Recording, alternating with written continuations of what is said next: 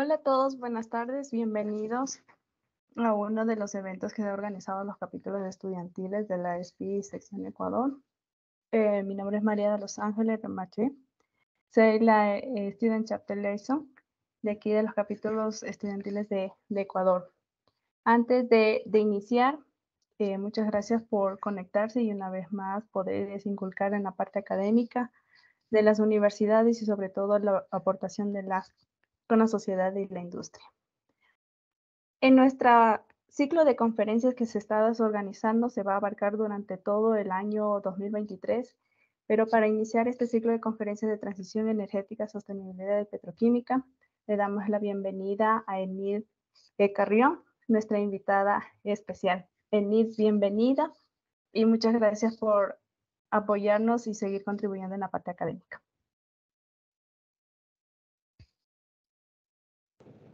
Muy buenas tardes, qué gusto saludarte, muy buenas tardes con todos. Encantadísima María de los Ángeles de poder compartir con ustedes en este primer seminario, pues en esta primera charla web y siempre a las órdenes. Muchas gracias, Enid. Antes de empezar, Enid tiene una larga trayectoria en lo que es de cuestiones de transición energética, lo que ha aportado también en el ministerio. Enid es ingeniera eléctrica de la Universidad Politécnica Salesiana de Cuenca, cuenta con maestrías de telemática y gestión de proyectos de la Universidad de Cuenca, de igual manera en la Universidad Técnica Particular de Loja. Cuenta con diplomados de asociaciones públicas, privadas, cursos y especializaciones en países como Alemania, Corea del Sur y España. Actualmente es becaria de la UIA, Asociación Universitaria Iberoamericana de Posgrados, en el programa colaborativo iberoamericano de formación doctoral de Ingeniería Eléctrica y Sostenible de la Universidad de Cádiz, España. Cuenta con más de 16 años de experiencia en el sector eléctrico y se ha desempeñado en funciones de cooperación eléctrica del Ecuador en SELEC, empresa pública, como jefe de control, de igual manera como coordinadora nacional de proyectos de energías renovables y gerente de unidad de negocio. En el Ministerio de Energías y Minas se ha desempeñado como subsecretaria de Generación y Transmisión de Energía Eléctrica y viceministra de Electricidad y Energía Renovable. Muchas gracias, Denise, y bienvenida. Y una vez más, te agradecemos por este aporte en la parte académica. Con mucho gusto. Si ustedes desean, pues puedo iniciar y podría compartir mi presentación. Sí, entonces voy a proceder a compartir. Muchas gracias. A ver.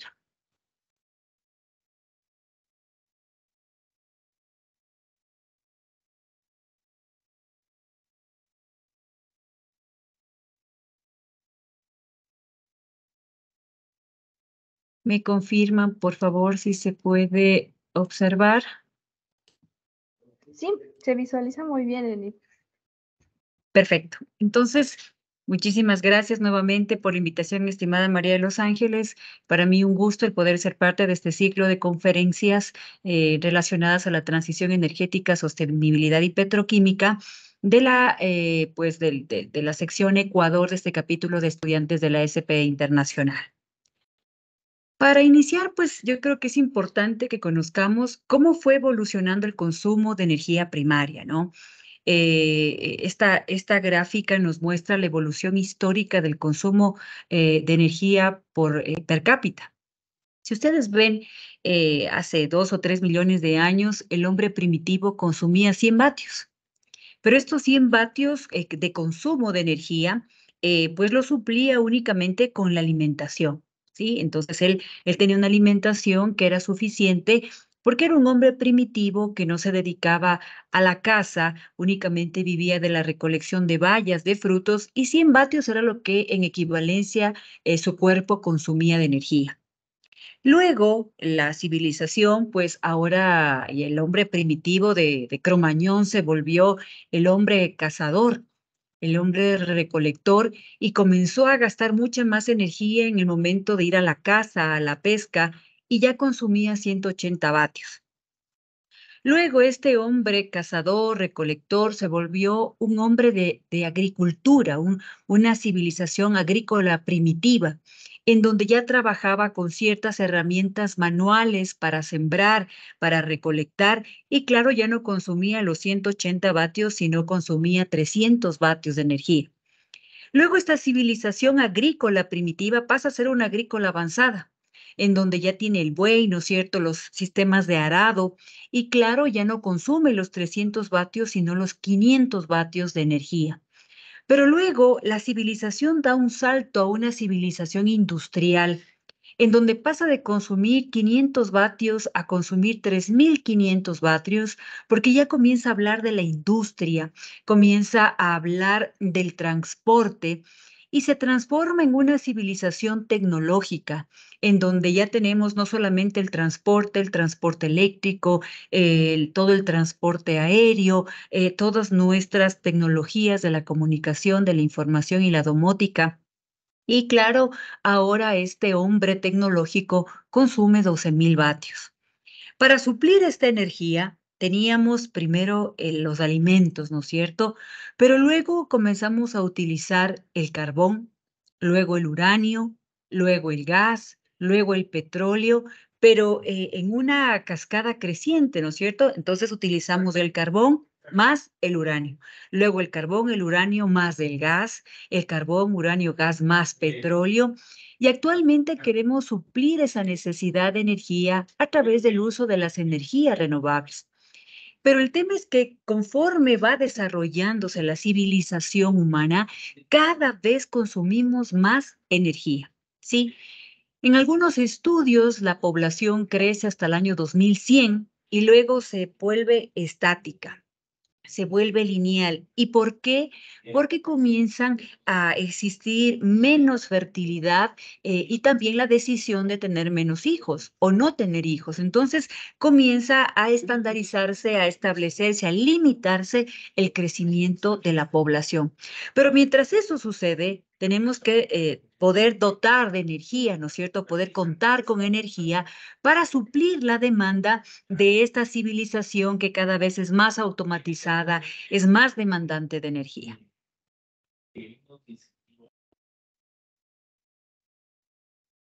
Este crecimiento, ¿no es cierto?, del consumo de energía que depende de la evolución de la humanidad, va de la mano con las revoluciones industriales. Por el 1800, obviamente, el hombre consumía la biomasa, es decir, su alimentación y la energía cinética de su propio cuerpo. Y luego vino la primera revolución industrial ligera, en donde se hizo ya la primera perforación de petróleo en Pensilvania en el año de 1859. La segunda revolución industrial pesada y química ya habla del uso creciente del carbón, ¿no es cierto? El incremento del uso del carbón para las centrales de generación y la industria. Luego vemos que por el 1960 tenemos la revolución industrial en ordenadores, en Internet, pero también va de la mano y entrelazada con la evolución de la segunda revolución, que es el uso de los combustibles para el transporte. Y claro, se vio un creciente incremento del uso de los combustibles por el año de los 1970.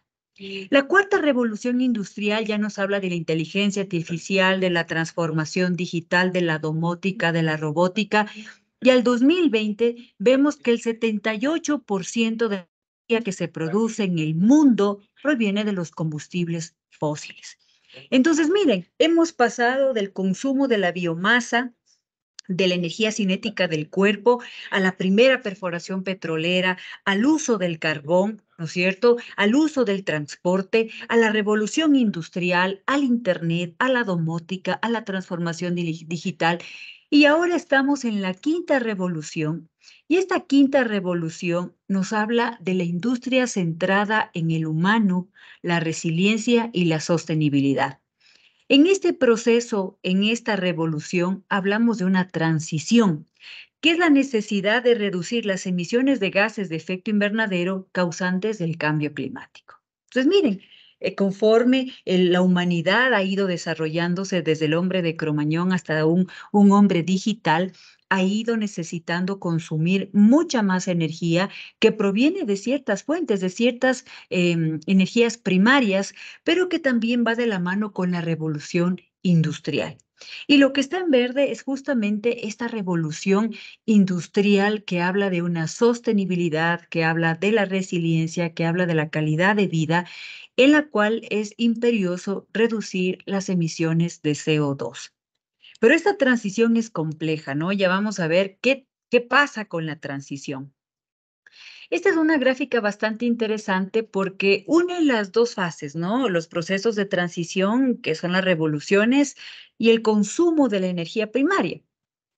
Biomasa tradicional, carbono, ¿no es cierto? El petróleo, gas, la energía nuclear y la energía renovable. ¿De acuerdo? Entonces, miren, aquí vemos cómo ha ido evolucionando la humanidad, cómo se han ido dando los saltos en la evolución, estas famosas revoluciones industriales y, por supuesto, cómo hemos ido supliendo la energía que se demanda.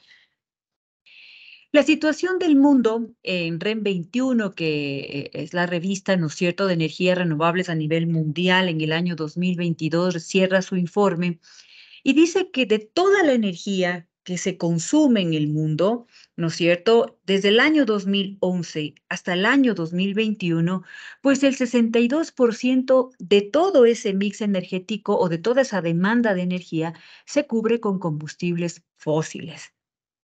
¿Y cómo varió desde el 2011 al 2021, 10 años después? Miren, vemos que el 16% de la energía que se producía para suplir la demanda del mundo se producía con energía hidroeléctrica y en el 2021 bajó un punto porcentual. Si vemos la energía solar y eólica, sube del 2 al 10% y la bioenergía y energía geotermal sube del 2 al 3%. La energía nuclear también baja en un 2%. Entonces vemos que hay un incremento porcentual del 8% en las energías renovables. Pero como ustedes ven, en 10 años de esfuerzo no ha sido suficiente. Seguimos teniendo una matriz de energía fósil, ¿no es cierto?, que proviene de combustibles fósiles. Muy bien, entonces la muy conocida transición energética y este grafitito dice cargando, ¿no es cierto? Estoy pasando del combustible fósil a una energía limpia. Pero la energía primaria es una parte pequeñita de la transición energética. Si bien es cierto, es la columna vertebral de la transición, forma parte de un todo. Entonces, la transición es el camino. ¿Cómo me encuentro hoy como país? ¿Cómo me encuentro hoy como Ecuador? ¿Cuál es mi matriz energética? ¿Cómo es mi balance energético? ¿No es cierto? Y la transición son esos pasos año a año para llegar a la carbono neutralidad o al carbono cero que me permita convertirme en un país o que tenga un carbono neutral en todos sus procesos, es decir, que yo elimino la misma cantidad que genero de CO2 o llego al carbono cero. Entonces, es qué tan ambiciosa es nuestra mirada con respecto a llegar a una matriz energética limpia y a un balance energético que nos permita seguir contando, ¿no es cierto?, con el aprovechamiento de ciertos recursos naturales, pero que cada vez sean menos contaminantes. Entonces, cuando hablamos de transición energética, miren ustedes, comenzamos a ver ciertos aspectos importantes. Punto uno y de arranque, la energía primaria. Perfecto. Uno de los desafíos es cambiar la matriz energética. ¿Sí? Digo, yo quiero que mi energía primaria ya no sea de combustibles fósiles, sino que provenga de recursos naturales. Entonces, el primer pantallazo, la energía primaria. Pero luego tengo otros factores que luego de que esa energía primaria pasa un proceso de generación, obtengo una energía secundaria. Y puedo tener almacenamiento y tengo que identificar sectores de consumo en donde necesito que cada vez estos sectores puedan optimizar su consumo y me vuelva más eficiente tanto en los equipos del usuario final como en los procesos de transformación o conversión. Y luego pues llego obviamente al control del consumo final. Entonces, miren, viéndolo como en aspectos de transición muy importantes, la transición energética proviene y depende de las políticas públicas, que es la mirada de país, ¿no es cierto? Es Ecuador, cómo se ve en el año 2030, cómo se ve en el año 2050 a nivel de la producción de energía para fines de generación de energía eléctrica, ¿no es cierto? Cómo se ve en el proceso de transición a nivel de la balanza energética del país. Y lo primero es delinear esas políticas públicas que den la visión al corto, mediano y largo plazo. Luego viene el financiamiento.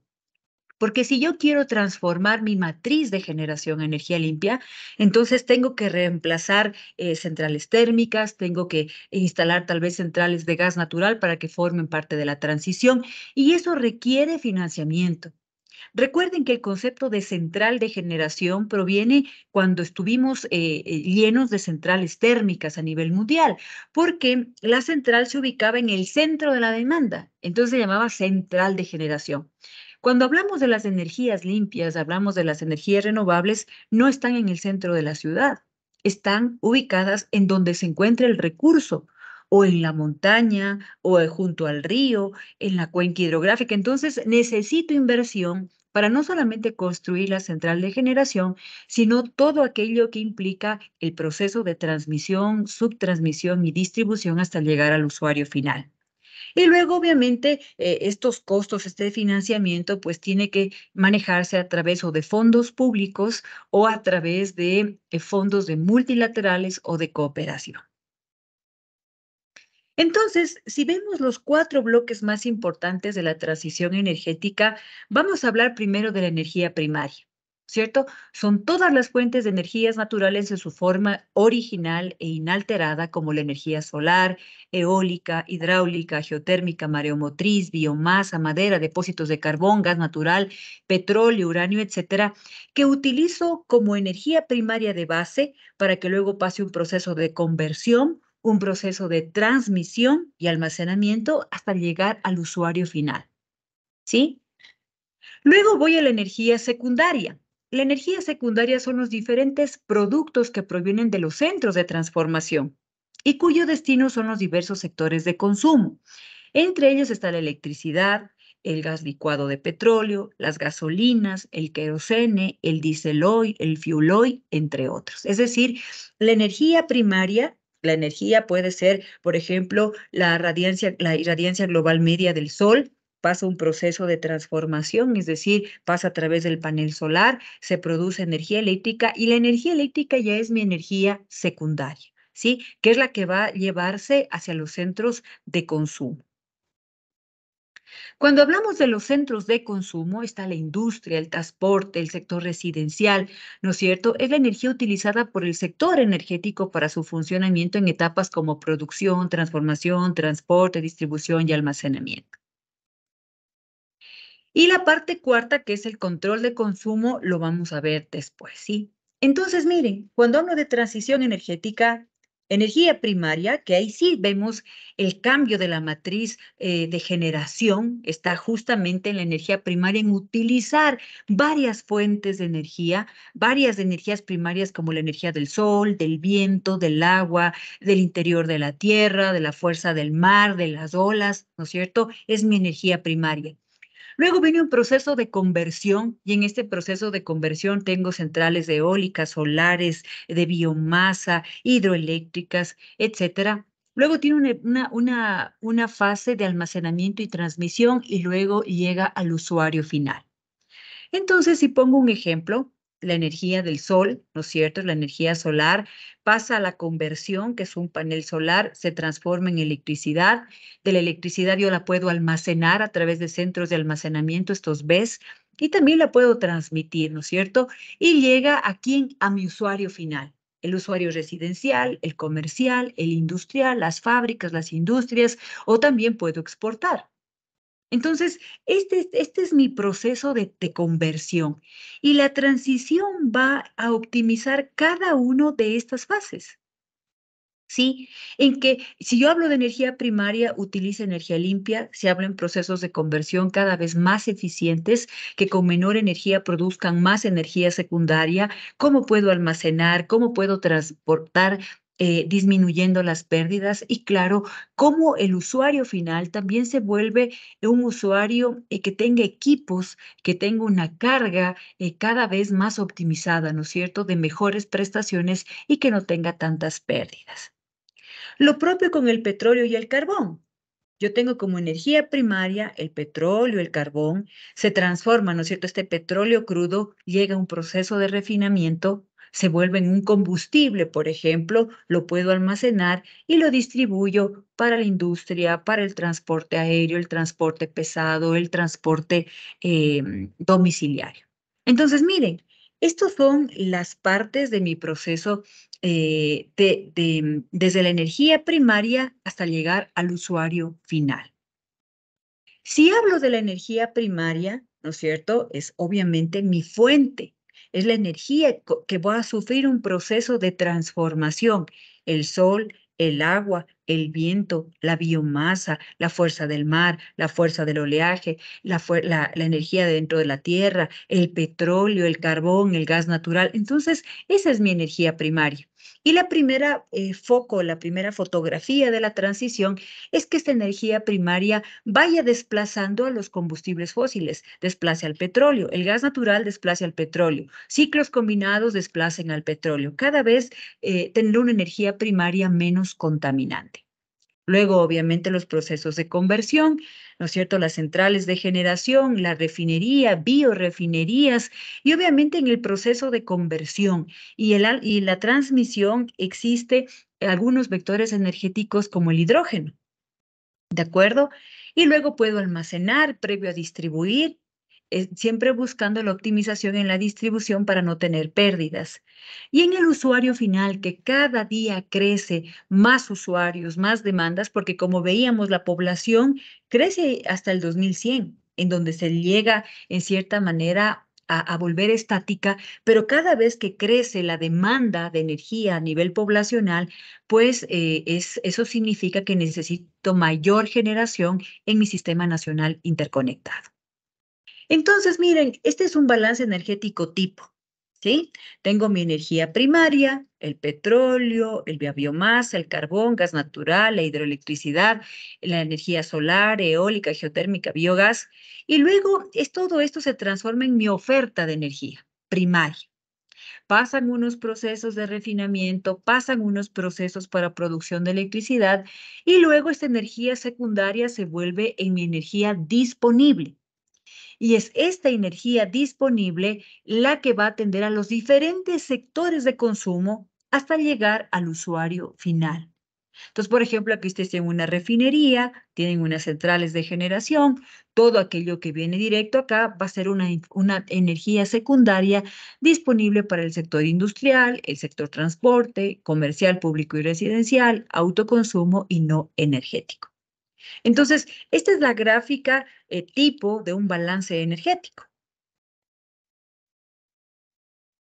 Entonces, cuando comienzo a hablar de transición, lo que les he comentado, ¿no? Es esta energía primaria cada vez más limpia, cada vez más renovables, que desplacen la nuclear, que desplacen el petróleo y el carbón, que pueda tener un gas natural como un recurso de transición, la bioenergía, la basura, ¿no es cierto? Pero esta energía renovable tiene un límite. Decimos, la energía renovable es ilimitada. En realidad, la energía renovable, el concepto de renovable, es que se regenera mucho más rápido que su consumo. Pero la mayor parte de las energías limpias provienen de la energía del sol. Por ejemplo, el 2% de la energía solar se transforma en viento en el planeta Tierra, ¿sí? En este movimiento de las masas de aire por diferencia de temperatura y presión. Entonces, estas tienen un límite. Miren, la energía del sol es aproximadamente 8,000 veces el consumo de la energía de la humanidad. Pero la energía del sol que se puede aprovechar para producir energía es 4 veces el consumo actual de la humanidad. Hasta ahí está bien, ¿no es cierto? 4 veces el consumo actual de la humanidad.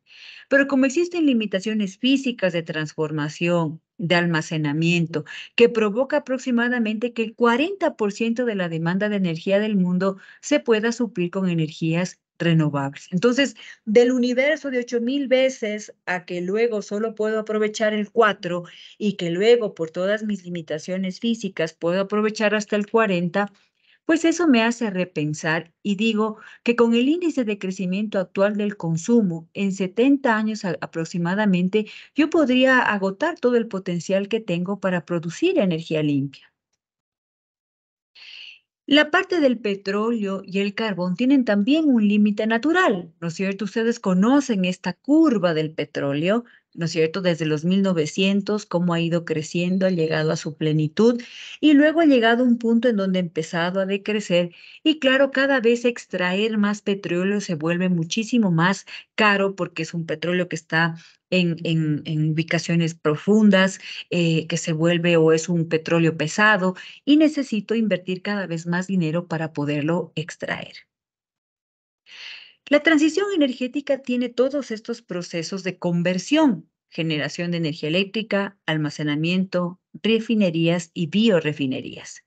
Entonces, cuando hablo de generación de electricidad, hablo de la energía solar, energía eólica, mareomotriz, undimotriz, biomasa. Y miren, cada vez que hablo de una nueva generación de energía limpia, pues estas tecnologías de generación se vuelven intensivas en el uso de tierras raras y minerales. Entonces, no es tan fácil como decir, bueno, mañana todos los paneles solares, todas las centrales eólicas, todas las hidro. Cada vez que hablo de energía limpia y energía renovable, no convencional o energía renovable, tengo que tener una conciencia de que un panel solar, un aerogenerador, una central a gas, una central nuclear, necesitan hierro, litio, níquel, manganeso, cobalto, cromo, molibdeno, zinc y todas las tierras raras. Entonces, también tiene un límite natural porque los yacimientos son concentraciones anómalas que existen en la corteza terrestre, producto de fenómenos formativos en el planeta Tierra. Entonces, no es que le doy la vuelta al planeta y encuentro cada vez más oro, más cobre, más estaño. No, nosotros estamos agotando esas reservas de los minerales y tierras raras. ¿Sí? Entonces, luego vienen las edificaciones, ¿no? Y ahí es donde ingresan varios conceptos de la transición como eficiencia energética, que es el uso óptimo de la energía, todo esto del estandarizar y poner semáforos de consumo, es decir, yo compro un electrodoméstico y cada vez este electrodoméstico es más eficiente porque consumo menos energía y doy el mismo servicio. Entonces, en los usuarios finales tengo la construcción, la industria, el transporte de carga, entre otros.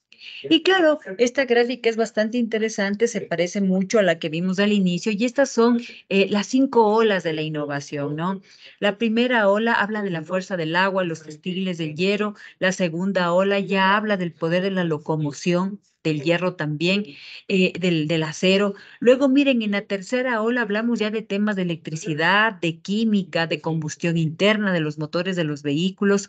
En la cuarta ola hablamos de la petroquímica, de la electrónica, de la aviación. En la quinta ola, todo lo que son las redes digitales, el software, la multimedia. Y en la sexta ola de innovación vemos a IoT, que es el tema de inteligencia artificial, ¿no es cierto? Robots y drones y también la energía limpia. Entonces, miren, una frase muy interesante del Banco Interamericano de Desarrollo que nos dice, la inteligencia hoy se enfrenta con un nuevo reto, quizás más desafiante que los anteriores, la utilización eficiente y racional de los recursos que supo conquistar, porque las reservas se agotan, porque es preciso reducir la huella de nuestro paso por el planeta Tierra. Entonces, con esa visión, la actividad humana sobre el planeta ha seguido un aumento exponencial y todos los aumentos exponenciales son temporales en un mundo finito. Entonces, queremos tener un crecimiento infinito en un mundo finito. Los minerales, los recursos son finitos en el planeta Tierra y no puede seguir creciendo la demanda de manera infinita. Por eso es que luego del proceso de transición energética que estaba en la materia prima, los procesos de transformación, de conversión, almacenamiento y transporte, usuario final, siempre al final viene una franjita que dice cambio de hábitos de consumo. Entonces, miren, Esta gráfica es muy importante cuando uno habla del proceso de transición energética, pero no ve lo que necesito. Yo quiero más centrales eólicas, más paneles solares, más electromovilidad, más temas de defensa y drones, pero ¿qué necesito del planeta para llegar a ese punto? Ah, no, pues aquí están justamente los materiales. Los que más utilizo son las tierras raras, para baterías, para aerogeneradores, para motores de tracción. Luego los que le siguen son elementos que me sirven también para las energías renovables, para temas de defensa espacial, para electromovilidad. Los que utilizo de manera moderada me sirven para los procesos de energía y electromovilidad. Los que tienen una necesidad baja, como el vanadium, el litio, el tungsteno, el titanio, el galio, el silicón, también aporta para cada una de esas tecnologías, así como el que se encuentra más bajo, que es el magnesio, el cromio, el circonio, el telurio, el níquel y el hierro. ¿Sí? Entonces, miren, antes, por el 1700, hace muchos años, yo necesitaba tres minerales, tres elementos de la tabla periódica para estos molinos de viento. Conforme vino la invención de la rueda, ¿no es cierto? Ya no necesito tres, ahora necesito ocho. En el 1900, que ya tenía vehículo, motor, que tenía combustibles, ya voy necesitando más elementos de la tabla periódica, es decir, más minerales, más tierras raras. En el 2000, miren, casi estoy usando un gran número de materiales de la tabla periódica para empezar en esta evolución, para continuar en la evolución. Pero ¿qué pasa al año 2050, donde tengo ya 10.000 millones de personas, vehículos eléctricos, temas autónomos, Internet de las cosas, energías renovables, domótica y todo aquello que necesita energía? Y veo que ya no es suficiente como en el 1700, tres elementos de la tabla periódica, sino toda la tabla periódica. ¿Sí? Entonces, cuando hablamos de una transición energética, pero no hemos analizado lo que necesito para transicionar, entonces estoy en problemas. No puedo pensar en una rave, le dicen, ¿no? Revolución energética industrial, porque el mundo, el planeta, no tiene tanta materia prima, tanto mineral, tanta tierra rara para hacer un cambio de la matriz energética mundial y atender a 10.000 millones de personas que seremos en el año 2050. Entonces, por ejemplo, Carlos Amador, en el libro El Mundo Finito, habla sobre el desarrollo sustentable, el siglo de oro de la humanidad, porque todos los recursos minerales concentrados, energéticos y no energéticos representan menos del 0.001% de la masa de la corteza superior del planeta Tierra. Entonces, si pensamos que el hierro, el cobre, el litio, el boro, el francio son infinitos en el planeta, pues no hay nada más equivocado que aquello.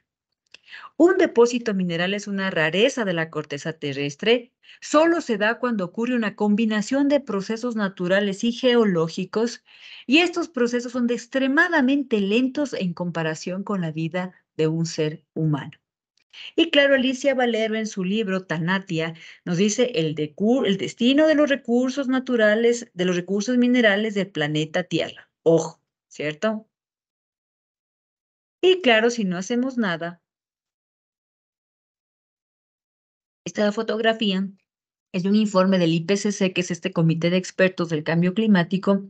Y dice, bueno, al 2018 estuvimos así, mira cómo podemos llegar a estar al 2030 si no hacemos nada. Entonces, el informe del IPCC, que advierte que el calentamiento global superará el límite de 1.5 grados centígrados, debe acelerar la eliminación gradual de los combustibles fósiles. Esto ya lo dijo en marzo de este año. Vivimos en un planeta finito, con recursos finitos. Es utópico pensar que vamos a poder crecer eternamente en población y en demanda. Y Tanati, obviamente, el destino de los recursos minerales del planeta Tierra, pues obviamente están en tela de duda. ¿Cómo vamos a sobrevivir luego del 2030? ¿Sí?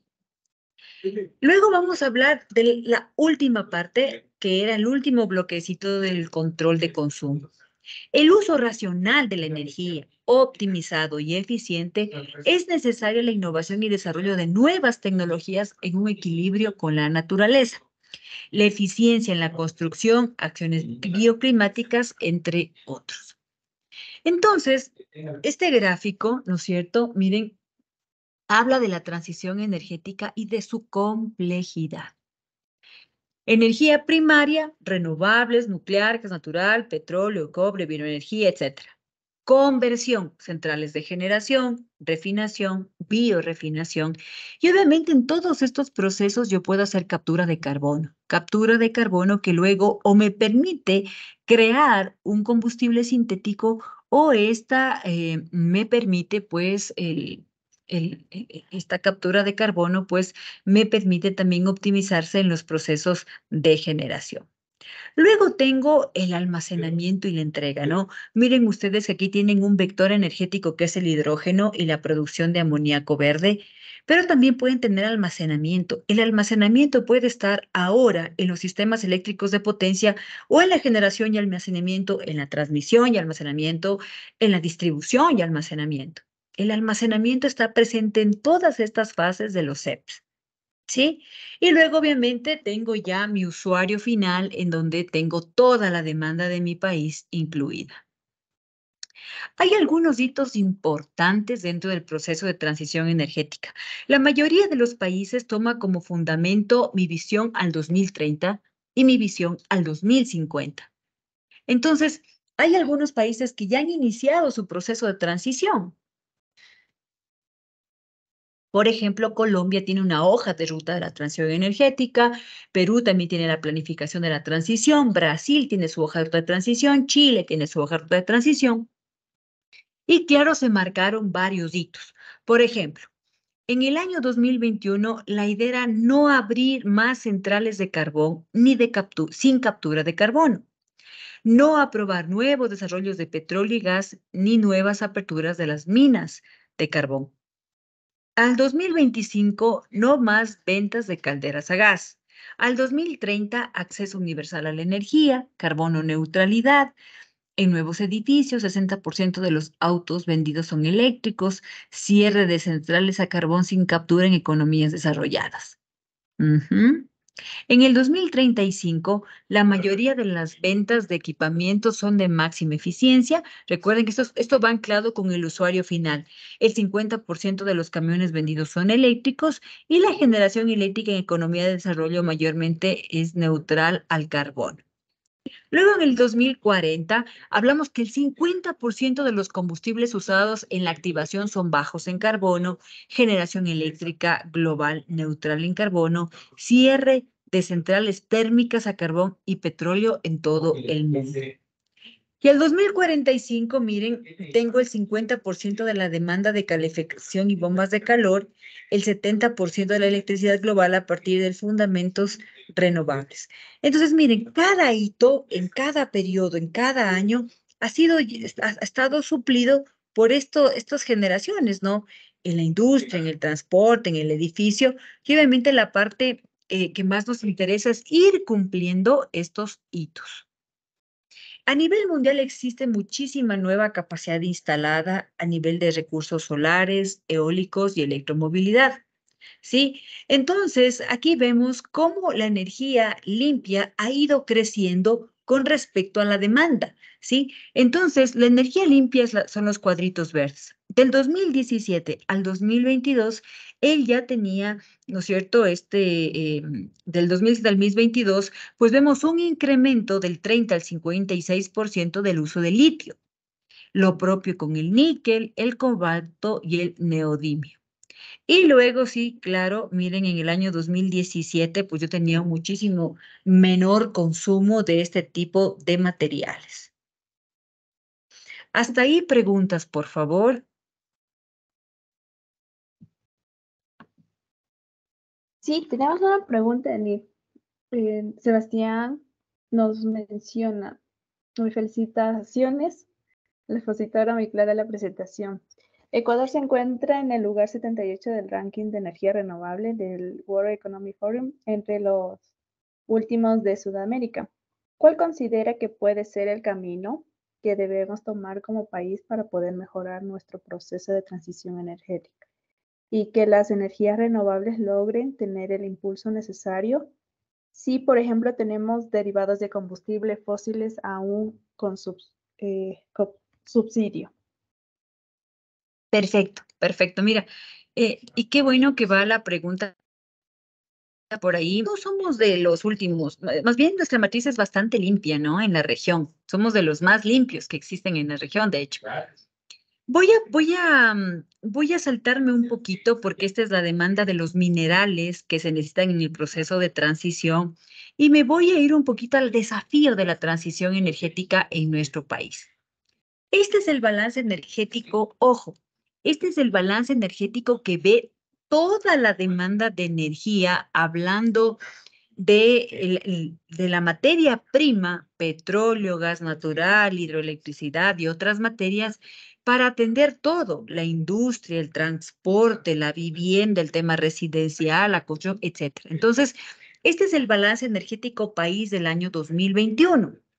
Aquí ustedes ven el consumo un 71% de petróleo. Nuestro balance energético está sustentado en el tema petrolero. ¿Sí? Gas natural, hidroenergía y otras materias primas, un pequeñito 5%. Luego vienen los procesos de refinamiento, obtengo los derivados del petróleo, en algunos tengo consumo propio, exportaciones, importaciones, tengo centrales eléctricas, otro tipo de centrales, consumos finales y llegan al usuario final. Miren la diferencia con el año 2022. Este es el diagrama de Sankey del año 2022. Ustedes ven aquí un 0.1 de otras materias primas. Aquí está la eólica y la solar, ¿no? Que vienen directamente a las centrales autoproductoras y de electricidad o generadoras. Y luego tengo los productos de la caña, la leña. Miren la hidroenergía, el 7.5%, el gas natural, los líquidos del gas natural y el petróleo. Entonces, ustedes ven que al año 2022 yo sigo teniendo un sustento en mi balance energético fuerte del petróleo, porque el petróleo no solamente está presente en nuestras centrales de generación, la parte eléctrica nuestra, ¿no es cierto? Voy a poner el puntero, está aquí, es la producción de electricidad. Pero esta producción de electricidad es pequeñita. Miren la cantidad de petróleo que se va para producción de electricidad, muy poquito y derivados. Pero en realidad es la demanda, ¿no es cierto?, que yo tengo, perdón, más bien la demanda que yo tengo es una demanda que el petróleo está más bien siendo utilizado en temas de transporte, miren, en transporte, en la industria, en temas residenciales, comerciales, de agro y otros. Este es el balance energético país, ¿sí? En donde no solamente veo la producción de energía eléctrica, sino veo todos mis vectores energéticos como el transporte, la industria, el comercio, el agro, todos los sectores de consumo.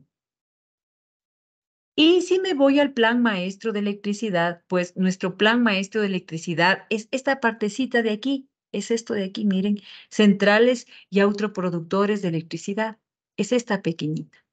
Entonces, esta parte pequeñita, para suplir la demanda de energía del país, nosotros planificamos año a año cómo van a ir ingresando las centrales de generación.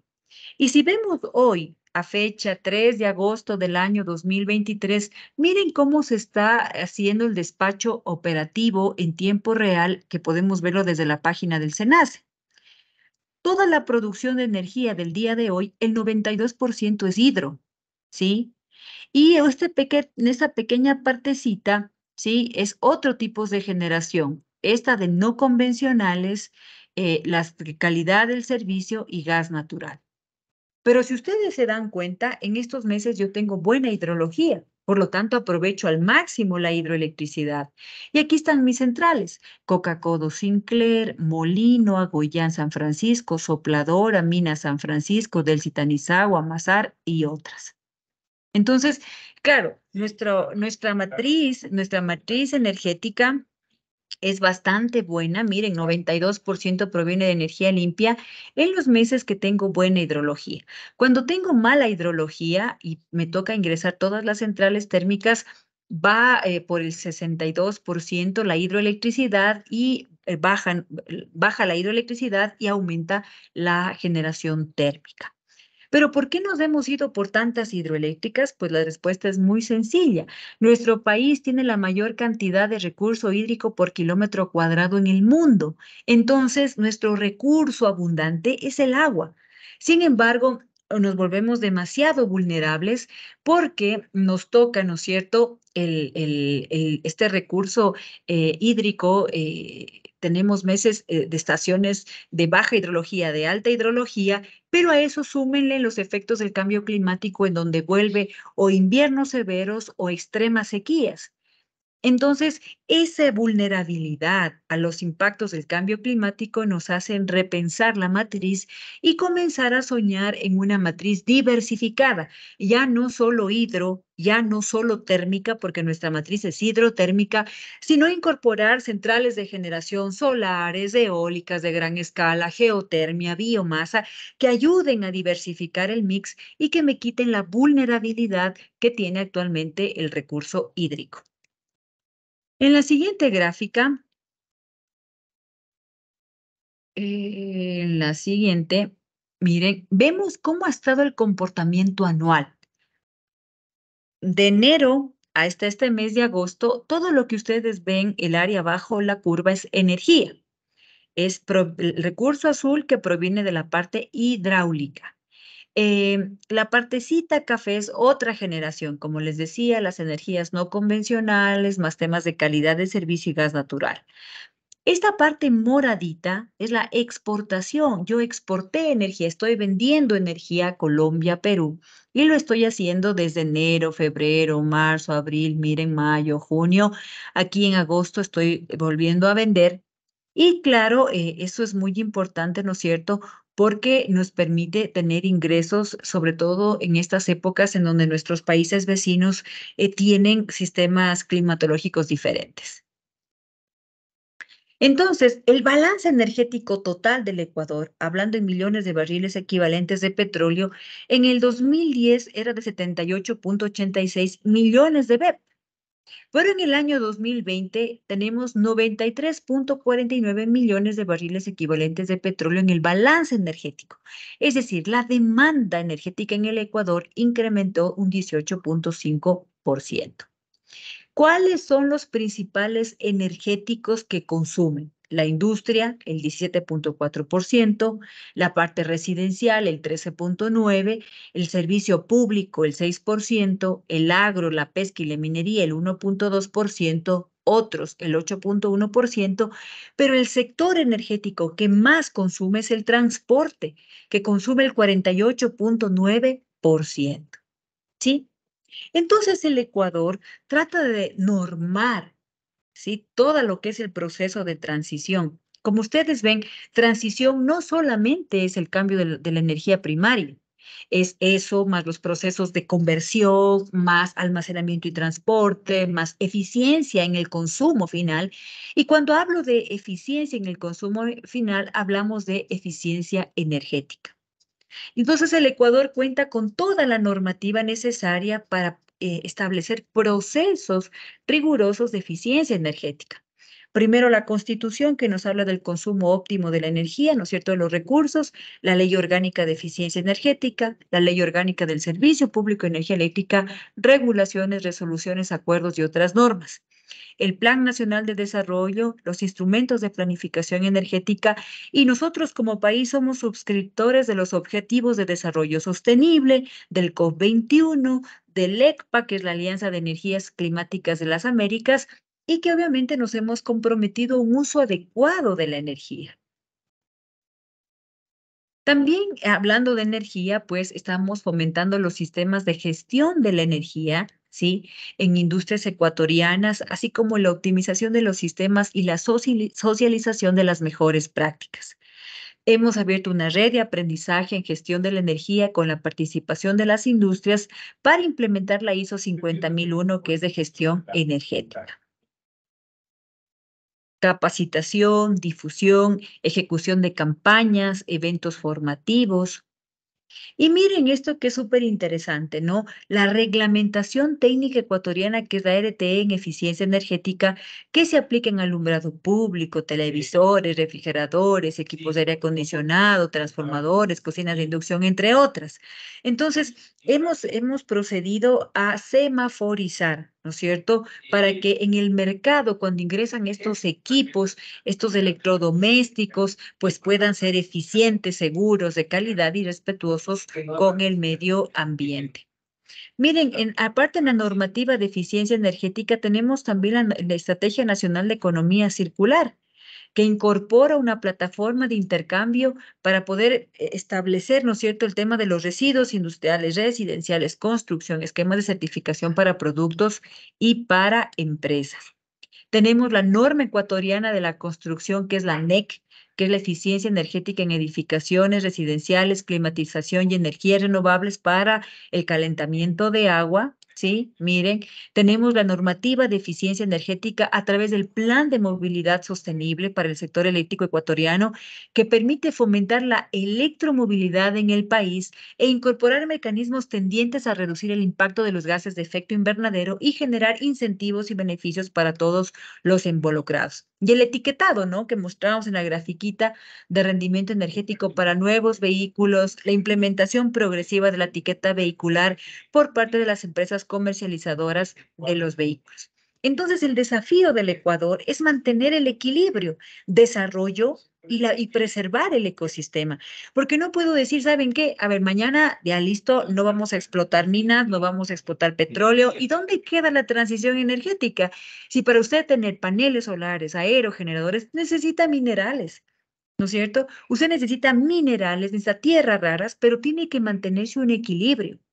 Usted no puede decir mañana cero explotación del crudo, porque usted tiene la fase de la petroquímica, en donde elabora plásticos, elabora pinturas, ¿no es cierto?, detergentes, tiene un montón incluso en la parte de tejidos, de textiles, de medicinas. Entonces, usted necesita manejar el equilibrio desarrollo versus la preservación del ecosistema.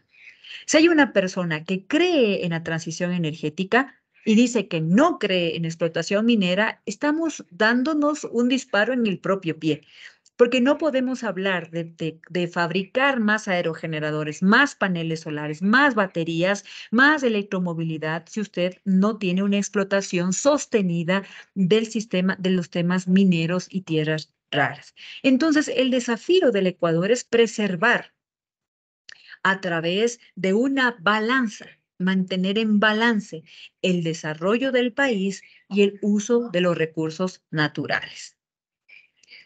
¿Sí? Entonces, yo creo que hasta ahí vamos un poco con la presentación.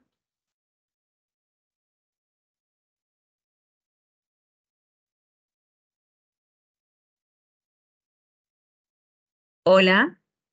Sí, sí, muchas gracias. En realidad, el enfoque que ha dado sobre la transición energética y los puntos claves que tenemos aquí en Ecuador, sobre todo, es muy esencial y mucho más es poder proporcionar desde la academia, desde un punto de vista más. Tengas un comentario por parte de Cristina. Cristina desde El Salvador nos saluda. Y un comentario que se ha tenido un crecimiento significativo, sobre todo en la generación energética, que también existe un crecimiento de la generación distribuida, pero lamentablemente no existe un registro exacto de esta generación, por lo que hace falta mucha formación respecto al tema. Se está haciendo grandes esfuerzos desde el sector privado apoyando iniciativas también que han favorecido.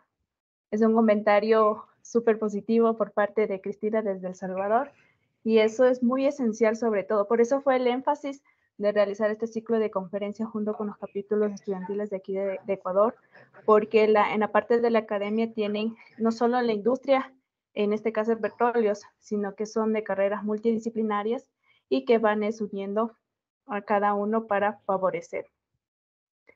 En un comentario también por parte de Fernando, que es el presidente de la sección Ecuador, felicitando de igual manera por esta charla que se está realizando.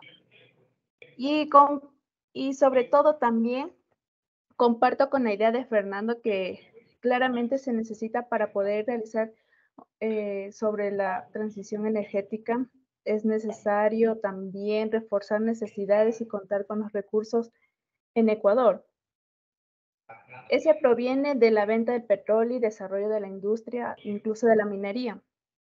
Mi consulta es referente para aclarar a los estudiantes quienes están estudiando en carreras tradicionales y que seguro buscarán un trabajo en el futuro que es de la industria energética. En lo que ellos tienen, ¿qué otras opciones en la parte de la academia, qué otras opciones ellos se pueden prolongar o proyectarse en la parte académica que no solo se centre en la parte de solo petróleos?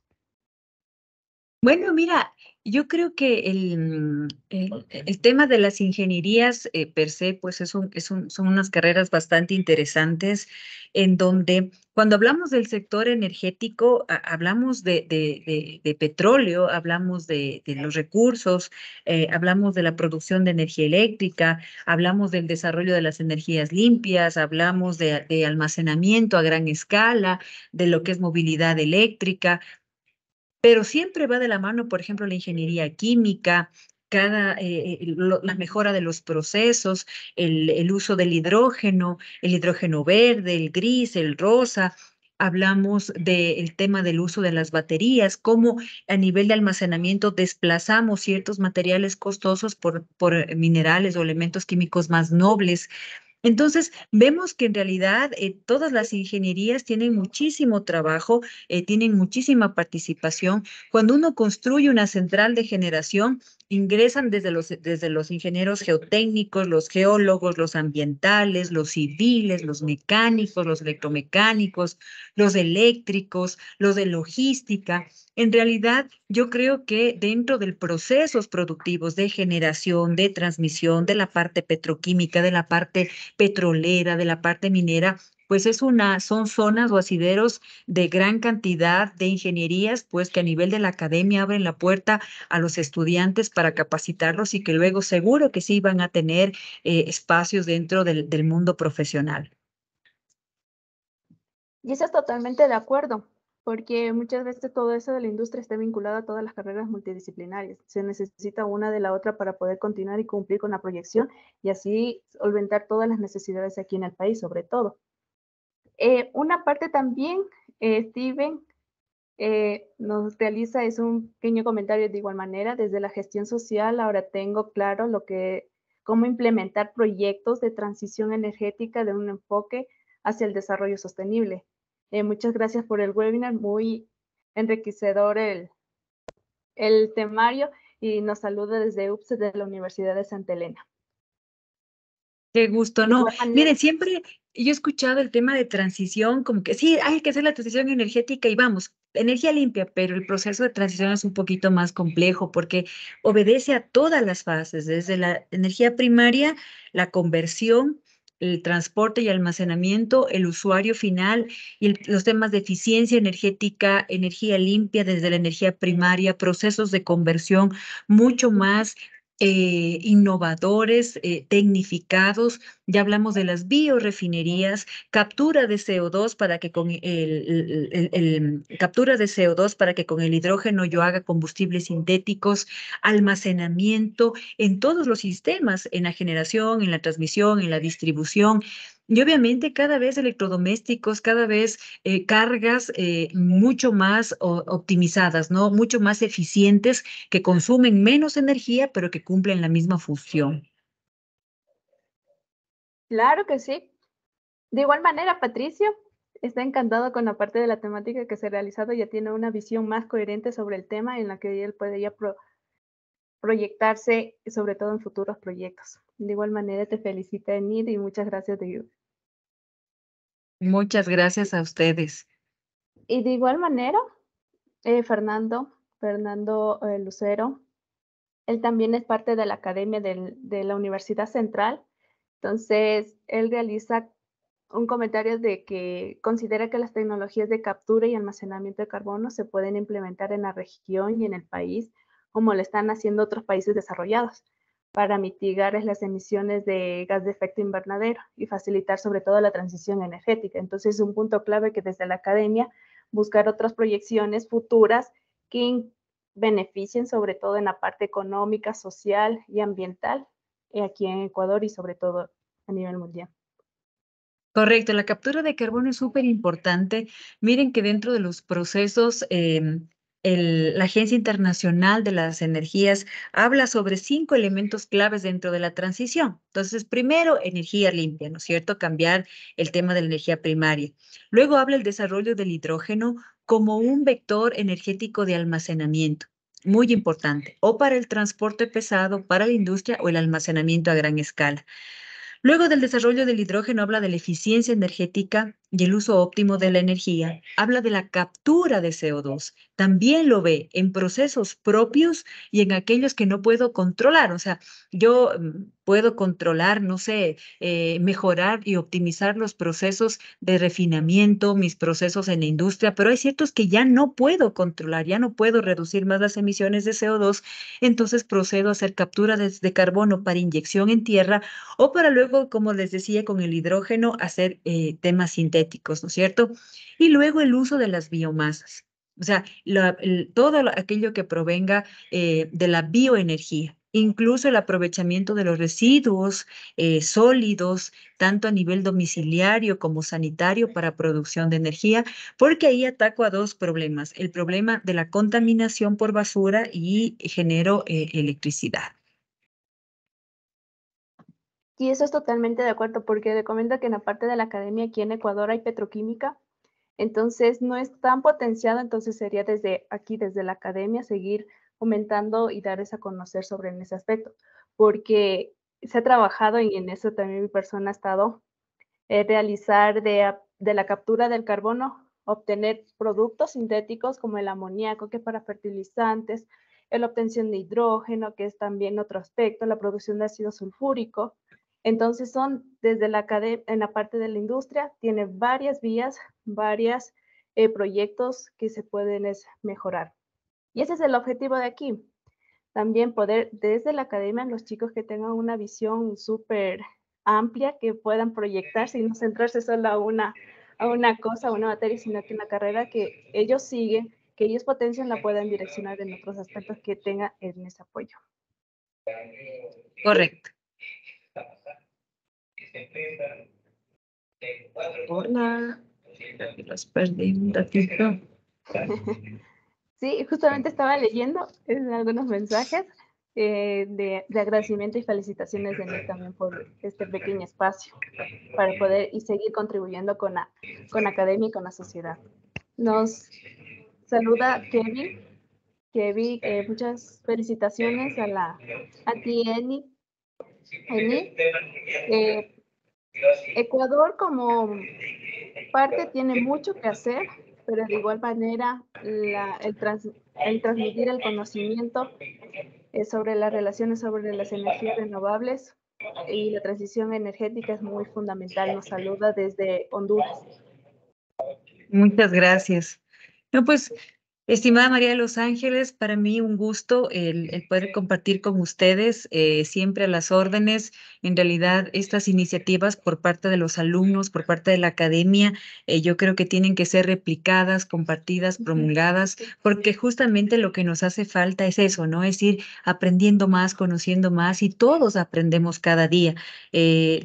Siempre el escuchar a alguien o el leer un libro, el ver una nota, el estudiar una revista, el ver una información, el entender un gráfico, yo creo que nos va ampliando la mente y aprendemos todos cada día, ¿no? Yo también aprendo cada día de ustedes, de la academia, de los jóvenes y también del trajinar en nuestro horario laboral. Uno va aprendiendo cada día y creo que es cierto eso de que uno nunca deja de aprender. Entonces, motivarles a que sigan en este desarrollo profesional, ustedes dentro del mundo de los petróleos, ¿no es cierto?, de la petroquímica, dentro del mundo energético, porque son parte de justamente de los temas energéticos que marcan el hito y la revolución en esta quinta revolución industrial que tenemos hacia el uso óptimo y adecuado de nuestros recursos primarios para una transición energética que disminuye las emisiones de CO2.